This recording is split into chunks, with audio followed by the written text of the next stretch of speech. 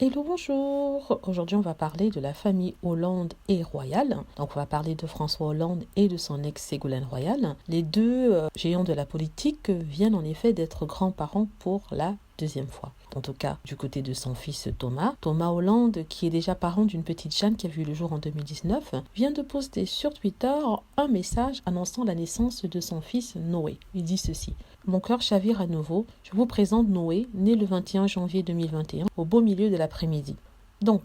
C'était Émilie Brossolo qui avait laissé ça sur son compte Twitter. Elle se dit très fière de cette naissance, d'autant plus qu'elle a eu une grossesse un peu compliquée au début. Elle a eu beaucoup de mal au premier trimestre de cette grossesse-là. Elle disait ça alors à ce moment-là. Au début, ça a été compliqué car j'étais alitée et je ne l'ai pas très bien vécu.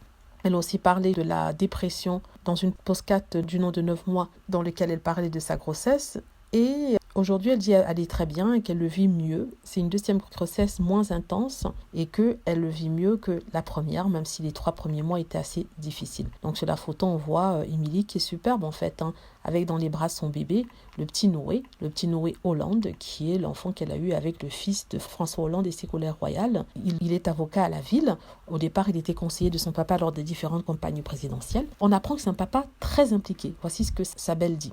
Avec mon mari, nous avons une relation de confiance et il y a beaucoup de bienveillance entre nous. Lors de ma première grossesse, il m'avait vu un peu démunie. Il a tout de suite été convaincu par ce projet. Ça ne lui a pas fait peur. C'est un féministe convaincu. Il s'est dit que si ça allait aider et faire du bien à d'autres femmes, pourquoi pas. En fait, elle parle du fait qu'elle ait fait un podcast, le fait qu'elle ait raconté son histoire, parler de sa vie privée, de ses problèmes de santé, notamment au moment de la grossesse, et que c'est pas une chose qui l'a gênée, même si certains ont trouvé ça indécent. Personnellement, j'ai pas écouté le podcast parce que, en quelque sorte, je me sens pas concernée, donc je ne l'ai pas écouté. Par contre, si quelqu'un d'autre a écouté le podcast qui s'appelle 9 mois ensemble de Émilie Brossolo, n'hésitez pas à nous dire à tous si c'est bien, si c'est intéressant, si ça pourrait aider les futures mamans et tout ça. Donc voilà, on peut que souhaiter que du bonheur pour la petite famille Thomas Brossolo et en espérant que voilà, la belle retrouve peps après ces moments difficiles. Mais en tout cas, un enfant est toujours un bonheur dans la vie. À mon opinion, ça peut pas l'être pour tout le monde. Donc j'espère que vous avez aimé la vidéo. N'hésitez pas à cliquer sur like si c'est le cas,